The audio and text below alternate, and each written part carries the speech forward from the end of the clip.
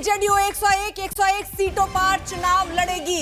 LJP Ramvilas 29 सीटों पर चुनाव लड़ेगी। हालांकि बार बार चिराग पासवान ये कह रहे थे कि उन्हें 30 से ज्यादा सीटें मिले, वहीं आरएलएम और हमको 6 सीट मिला है, यानी जो फॉर्मूला है वो तय हो गया है। और उस फॉर्मूले के तहत बीजेपी और जेडीयू को अगर आप देखें तो वो समान सीट यानी 101 सीटों पर बीजेपी मैदान में होगी, जेडीयू 101 सीट पर मैदान में होगी।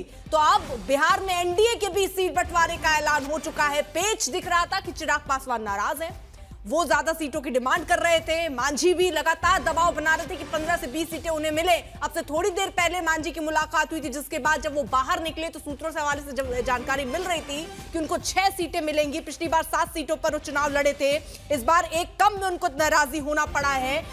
हालांकि इससे पहले वो जब 7 सीटों पर लड़े थे तो 4 ही सीटों पर जीत पाए थे। और ऐसे में दबाव की राजनीति अगर देखें तो चिराग पासवान की ही सबसे सफल रही है। 29 सीटों पर वो मनाने में राजी हो पाए हैं। तो 29 सीट पर चिराग पासवान की पार्टी मैदान में होगी। बीजेपी 101 और जेडीयू 101 सीट पर। पिछली बार जेडीयू 115 सीटों पर लड़ी थी और 43 सीटों पर जीत दर्ज कराई थी। और बीजेपी ने 110 सीटों पर चुनाव में ताल ठोका था और 74 सीटों में जीत दर्ज की थी। हिमांशु हमारे साथ हमारे सहयोगी इस वक्त जुड़ चुके हैं। हिमांशु, एनडीए ने बाजी एक तरीके से मारी और सबसे पहले अपने गठबंधन के सारे पेचों को सुलझाते हुए सामने रख दिया कि कौन कितनी सीट पर उतर रहा है मैदान में।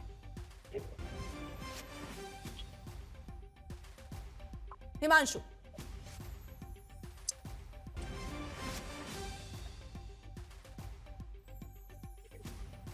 तो शायद उन तक आवाज नहीं पहुंचे, एक बार फिर से उनसे संपर्क करेंगे। लिस्बीन, देखिए दिलचस्प है यहां पर, क्योंकि 29 सीटों पर यहां पर चिराग पासवान अपनी दावेदारी जिस तरह से लगातार दिखा रहे थे, सबसे ज्यादा ये खबरें आ रही थी कि नाराज वही हैं। वो बार बार इसका उदाहरण दे रहे थे कि लोकसभा सीट के परफॉर्मेंस को वो देखें और उसके हिसाब से अगर देखें तो 6 सीटें लगभग हर उसमें बनती हैं। 5 लोकसभा सीट अगर जीती है तो उस हिसाब से वो पूरा आकलन और आंकड़ा सामने रख रहे थे। नाराजगी उनकी थी, ये नजर आ रही थी, लेकिन फिलहाल अब सीटों का ऐलान हो चुका है। एनडीए में सीट बंटवारे का यह ऐलान हो चुका है। कौन कितनी सीटों पर मैदान में ताल ठोकेगा, अब ये तस्वीर साफ हो चुकी है।